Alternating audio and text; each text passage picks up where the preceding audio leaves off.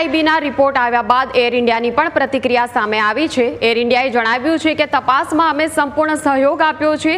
એઆઈબીનું report આવ્યા બાદ હવે એર ઇન્ડિયાએ મહત્વનું નિવેદન આપ્યું છે।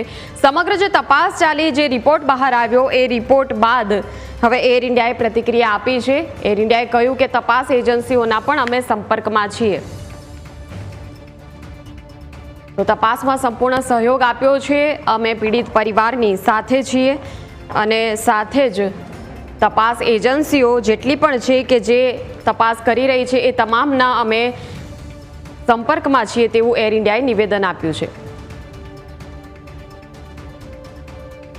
મહત્વનું છે કે એઆઈબીનો આ રિપોર્ટ એ પ્લેન ક્રેશના કારણોની તપાસમાં અત્યંત મહત્વનો સાબિત થવાનો છે અને આ રિપોર્ટના આધારે જ હવે આગળ કાર્યવાહી કરવામાં આવશે।